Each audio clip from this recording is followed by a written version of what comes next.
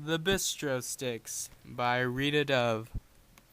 She was thinner, with a mannered gauntness as she paused just inside the double-glass doors to survey the room, silvery cape billowing dramatically behind her. "What's this?" I thought, lifting a hand until she nodded and started across the parquet. That's when I saw she was dressed all in gray, from a kittenish cashmere skirt and cowl down to the graphite signature of her shoes. "Sorry I'm late," she panted, though she wasn't, sliding into the chair, her cape tossed off in a shudder of brushed steel. We kissed. Then I leaned back to peruse my blighted child, this wary aristocratic mole. "How's business?" I asked, and hazarded a motherly smile to keep from crying out, "Are you content to conduct your life as a cliché, and, what's worse, an anachronism, the brooding artist Demonmod?" Near the Rue Princesse they had opened a Galerie Cum souvenir shop which featured fuzzy off-color Monets next to his acrylics, no doubt, plus bearded African drums and the occasional miniature gargoyle from the Notre Dame the great artist had carved at breakfast with a pocket knife. "Tourists love us. The Parisians, of course," she blushed, "are amused, though not without a certain admiration." The Chateaubriand arrived on a bone-white plate, smug and absolute in its fragrant crust, a black plug steaming like the heart plucked from the chest of a worthy enemy. One touch with her fork sent pink juices streaming. Admiration for what? Wine, a bloody Pinot Noir, brought color to her cheeks.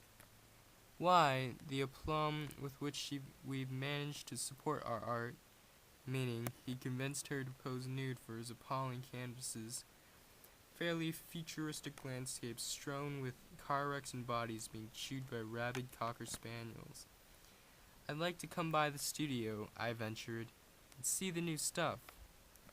"Yes, if you wish." A delicate rebuff before the warning. He dresses all in black now. Me, he drapes in blues and carmine.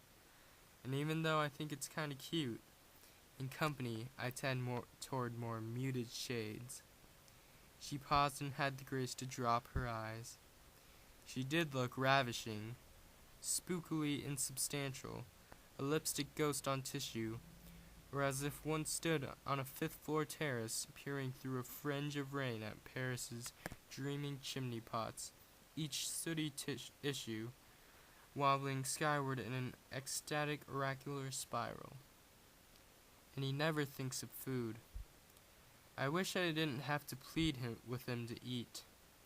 Fruit and cheese appeared, arrayed on leaf green dishes. I stuck with cafe cream.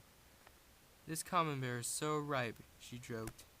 "It's practically grown hair," mucking a golden glob complete with parsley sprig onto a heel of bread. Nothing seemed to fill her up. She swallowed, sliced into a pear, speared each tear-shaped lavière and popped the dripping mess into her pretty mouth.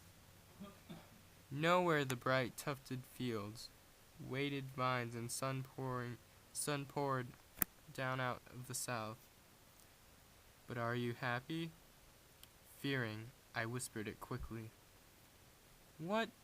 You know, Mother." She bit into the starry rose of a fig. "One really should try the fruit here." I've lost her, I thought, and called for the bill.